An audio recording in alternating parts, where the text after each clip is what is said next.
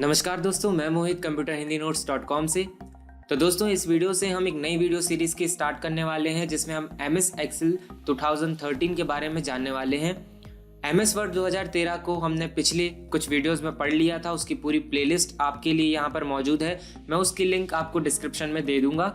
और इस video series से हम step by step MS Excel कैसे सीख सकते हैं उसके बारे में जानेंगे। तो दोस्तों चलिए वीडियो को शुरू करते हैं। तो दोस्तों, हम MS एक्सेल में आ चुके हैं और यहाँ पर आप उसका फर्स्ट इंटरफेस देख सकते हो। जैसे ही आप MS एक्सेल को ओपन करते हो, कुछ इस तरीके का इंटरफेस आपको देखने मिलेगा।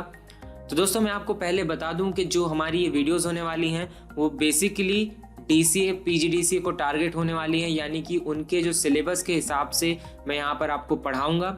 लेकिन यदि आप MS एक्सेल सीखना चाहते हो एकदम शुरुआत से, एकदम स्टेप बाय स्टेप, तो आप इन वीडियोस को फॉलो कर सकते हो। और MS एक्सेल जो है उसका यूज़ बहुत सारी जगह पर होता है। यदि आप नॉलेज के लिए सीखना चाहते हो या फिर आप कहीं वर्क करना चाहते हो तो आप इन वीडियोस के थ्रू से स्टेप बाय स्टेप सीख सकते हो। तो दोस्तों, सबसे पहले तो MS एक्सेल को ओपन कैसे करते हैं, यहाँ पर उसका सबसे अच्छा तरीका है, आप स्टार्ट बटन पर क्लिक करोगे। यहाँ पर आपको सर्च करना है एक्सेल, EXCEL। जैसे ही आप लिखते हो MS एक्सेल 2013 यहाँ आपको देखने मिलेगा और जो भी वर्जन आपके में इंस्टॉल है वो आप यहाँ पर देख पाओगे। दूसरा तरीका होता है रन डायलॉग बॉक्स के थ्रू।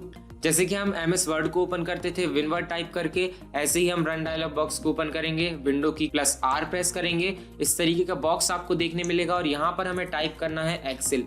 जैसे ही आप एक्सेल यहाँ पर टाइप करके एंटर प्रेस करोगे, MS एक्सेल आपके लिए ओपन हो जाएगा। जैसे कि आप देख पा रहे हो यहाँ पर ओपन हो चुका है। तो जैसे ही MS एक्सेल ओपन होगा, यहाँ पर आपको दो कैटेगरी में विंडो देखने मिलेंगी। पहली जो है वो आपको रिसेंट के देखने मिलेगा, यहाँ पर वो रिसेंट वर्कबुक देखने मिलेंगी जिन पर आप अभी काम कर रहे थे, और यहाँ पर आपको टेम्पलेट्स देखने मिलेंगी। अभी हम ब्लैंक वर्कशीट पे काम करेंगे क्योंकि अभी हमें टेम्पलेट पर काम नहीं करना है। मैं आपको बताऊंगा कि आप टेम्पलेट की तरह कैसे अपने डिजाइन को कस्टमाइज कर सकते हो। जैसे ही हम ब्लैंक वर्कबुक पे क्लिक करते हैं, कुछ इस तरीके का आपको पेज देखने मिलेगा। जो यहाँ पर आपको शीट देखने मिल रही है, क्योंकि MS एक्सेल में आप शीट पर ही काम करते हो, तो यहाँ पर आपको बहुत सारी शीट्स देखने मिलेंगी। और यहाँ पर जो डॉक्यूमेंट बनता है उसे हम डॉक्यूमेंट ना कहकर उसे हम वर्कबुक कहते हैं। ये हमारी वर्कशीट होती है जिसे आप यहाँ पर देख पा रहे हो, और जो फाइल के रूप में यहाँ पर सेव होता है उसे हम वर्कबुक बोलते हैं। जैसे कि हम MS वर्ड में उसे डॉक्यूमेंट बोलते थे, ऐसे ही हम MS एक्सेल में उसे वर्कबुक बोलते हैं। तो यहाँ पर वर्कबुक हमने एक बना ली है जिसकी हमने एक शीट ओपन करके रखी है। अब मैं आपको इसमें कैसे काम करते हैं वो मैं स्टार्टिंग से बताऊंगा। और मैं आपको बता दूं, जो चीज़ें मैं MS वर्ड में बता चुका हूं या जो चीज़ें दोनों में कॉमन है, उन चीज़ों को मैं यहाँ पर इंक्लूड नहीं करूंगा। मैं आपको बता दूंगा कि मैंने किन वीडियो में उनको बताया है। तो यहाँ पर मैं आपको फाइल मेन्यू दिखा देता हूँ। सबसे पहला मेन्यू होता है फाइल मेन्यू, या जैसे ही आप इस पर क्लिक करोगे कुछ इस तरीके का इंटरफेस आपको देखने मिलेगा। सेम इंटरफेस आपको MS वर्ड में देखने मिलता है, और यहाँ के मैं सभी ऑप्शंस आपको वहाँ पर बता चुका हूँ कि इन्फो से क्या होता है, न्यू आप न्यू बुक कैसे बना सकते हो, ओपन कैसे करोगे, सेव कैसे करोगे, सेव एज कैसे करोगे, सेव एज और सेव में क्या डिफरेंस होता है ये भी मैं आपको फर्स्ट वीडियो में बता चुका हूँ। प्रिंट कैसे करना है, शेयर, एक्सपोर्ट, क्लोज, ये सारी चीज़ें मैं आपको बता चुका हूँ। इसी के साथ साथ मैं इनकी शॉर्टकट कीज भी आपको पुरानी वीडियोस में बता चुका हूँ। जो MS वर्ड में शॉर्टकट कीज थी, बहुत सारी शॉर्टकट कीज यहाँ पर सेम है। जैसे कि यहाँ पर फाइल मेन्यू की सारी शॉर्टकट कीज सेम होती हैं। न्यू के लिए आप Ctrl+N प्रेस करोगे, ओपन के लिए Ctrl+O, सेव के लिए Ctrl+S, प्रिंट के लिए Ctrl+P, क्लोज के लिए Ctrl+W। तो ये सारी शॉर्टकट कीज है, ये आपको याद रखनी है, आपको एग्जाम में पूछी जा सकती हैं। अब मैं आपको बता दूं कि हम यहाँ पर कैसे शुरुआत कर सकते हैं। तो यहाँ पर मैं कुछ कंटेंट लिख लेता हूं।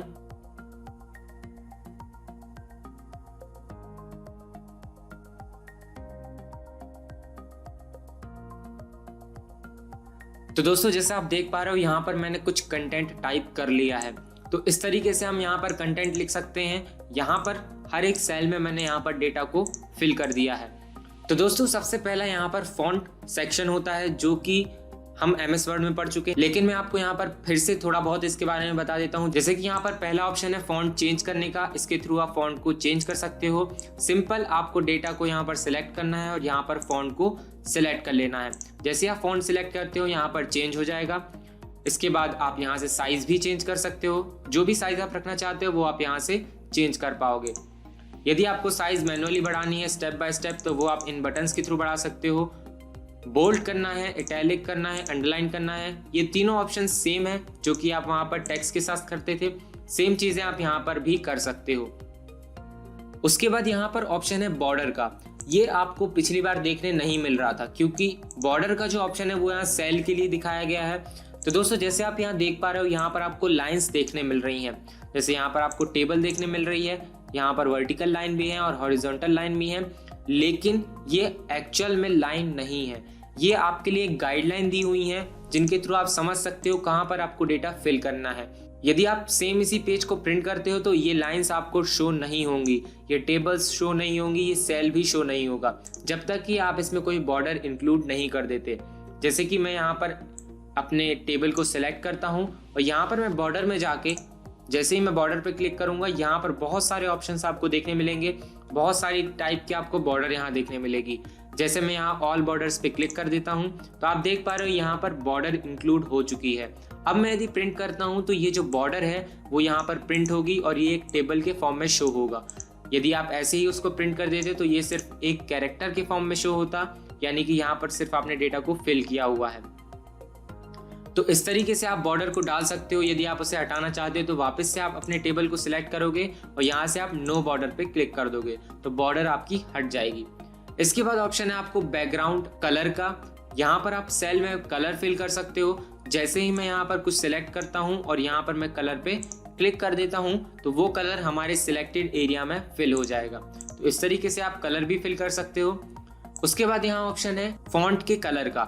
यदि आप फॉन्ट का कलर चेंज करना चाहते हो तो वो भी आप यहाँ से कर सकते हो। सिंपल आपको डेटा सिलेक्ट करना है, यहाँ पर मैं कोई भी एक फॉन्ट का कलर चूज कर लेता हूँ और यहाँ पर वो कलर जो है वो हमारे टेबल में अप्लाई हो जाएगा। तो दोस्तों ये सारे ऑप्शंस तो आपको MS वर्ड में भी देखने मिलते थे।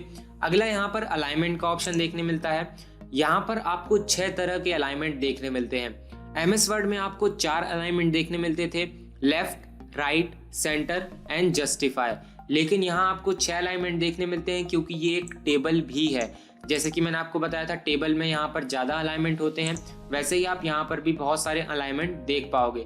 तो मैं आपको यहाँ पर एक अलाइनमेंट शो कर लेता हूँ। फिलहाल मैं यहाँ पर इस कलर को हटा रहा हूँ।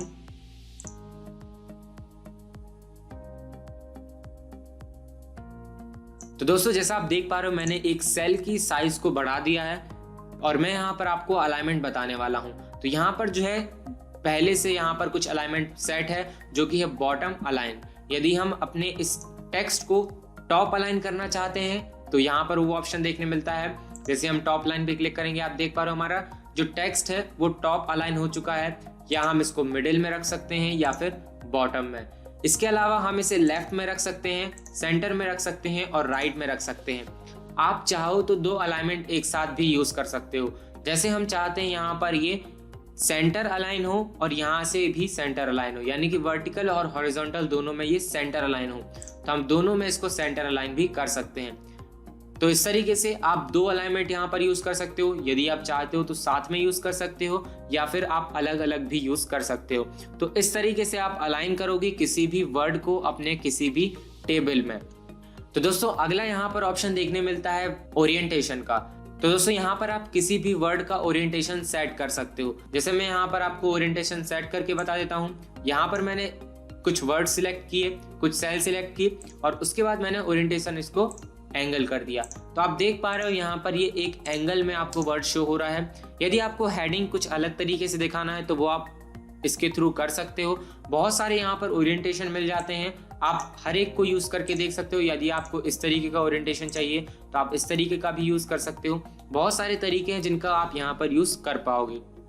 तो दोस्तों अगला ऑप्शन यहाँ पर मिलता है इंडेंट सेट करने के लिए, जो कि हमारे लिए MS वर्ड में भी देखने मिलता था। तो यहाँ से हम इंडेंट को इंक्रीज और डिक्रीज कर सकते हैं। जैसे कि आप देख पा रहे हो, जैसे मैं इंडेंट बढ़ा रहा हूँ, हमारा जो सेंटेंस है, हमारा जो वर्ड है, उसका इंडेंट बढ़ रहा है और जैसे ही मैं इसको कम करता हूँ तो उसका इंडेंट कम हो जाता है। तो इस तरीके से आप इंडेंट को यहाँ पर क्रिएट कर सकते हो। अपने हिसाब से आप इसको बढ़ा सकते हो या फिर कम कर सकते हो। तो दोस्तों अगला ऑप्शन यहाँ पर है व्रैप टेक्स्ट का। व्रैप टेक्स्ट का मीन्स होता है कि यदि हमें टेक्स्ट को अगले रो में शिफ्ट करना है तो वो हम यहाँ से कर सकते हैं। तो दोस्तों जैसे कि मैं यहाँ पर कुछ टाइप कर रहा हूँ तो आप देख पा रहे हो कि ये सेल की जो बाउंड्री है उसके बाहर जा रहा है। यदि मैं बाहर क्लिक करूंगा तो आप देख पाओगे ये सेल की बाउंड्री को पार कर चुका है। तो यदि हम ऐसा नहीं चाहते, हम चाहते हैं कि सेल की साइज इतनी ही रहे और ये जो सेंटेंस है वो नीचे चला जाए, यानी कि एंटर प्रेस हो जाए और अपने आप इसके नीचे लिखने लगे। यदि हम ऐसा करना चाहते हैं तो हम व्रैप टेक्स्ट को ऑन करेंगे। अब हम यहाँ पर कुछ भी टाइप करेंगे तो आप देख पा रहे हो ये सेल की विड्थ को नहीं बढ़ा रहा है, जबकि ये उसकी हाइट को इंक्रीज कर रहा है। यदि आप चाहते हो तो इस तरीके से भी आप डेटा फिल कर सकते हो। जैसे कि आप देख पा रहे हो ये वेब टेक्स्ट के पहले इस तरीके का सेंटेंस आपको देखने मिल रहा था, जबकि वेब टेक्स्ट के बाद में है। तो इस तरीके से आप यहाँ पर वेब टेक्स्ट का यूज कर सकते हो। यदि आप चाहते हो कि कॉलम की साइज जो विड्थ है वो फिक्स रहे, वो बिल्कुल भी इंक्रीज ना हो, तब आप वेब टेक्स्ट का यूज कर सकते हो। अगला आपको ऑप्शन मिलता है मर्ज एंड सेंटर का। यदि आप सेल्स को मर्ज करना चाहते हो तो वो आप यहाँ से कर पाओगे। जैसे मैंने कुछ सेल्स सिलेक्ट की और यहाँ पर मैं मर्ज एंड सेंटर कर देता हूँ तो आप देख पा रहे हो जो सेल्स हैं वो एक सेल में कन्वर्ट हो चुकी है और यहाँ पर मैं कुछ भी टाइप कर सकता हूँ और वो एकदम सेंटर में आ जाएगा। तो इस तरीके से आप मर्ज एंड सेंटर का यूज करोगे। यहाँ पर कुछ और भी आपको ऑप्शंस देखने मिलते हैं, merge and across, merge and cell और अनमर्ज सेल। यदि आपने मर्ज कर दिया, आप अनमर्ज करना चाहते हो तो वो भी आप यहाँ से कर सकते हो। तो दोस्तों ये शुरुआत की कुछ ऐसी चीज़ें थी जो सीखना आपको बहुत ज़रूरी है कि मर्ज क्या होता है, व्रैप टेक्स्ट क्या होता है, अलाइनमेंट्स क्या होते हैं, इंडेंट क्या होता है। ये सारी चीज़ें जो बेसिक हैं, ये वो सारी चीज़ें हैं जिनको आपको सीखना चाहिए। तो फिलहाल आज की वीडियो में बस इतना ही। अगली वीडियो में हम जानेंगे कि कैसे हम टेबल को क्रिएट कर सकते हैं और टेबल के बारे में सारी इन्फॉर्मेशन हम अगली वीडियो में जानेंगे। तो जब तक के लिए take care and good bye.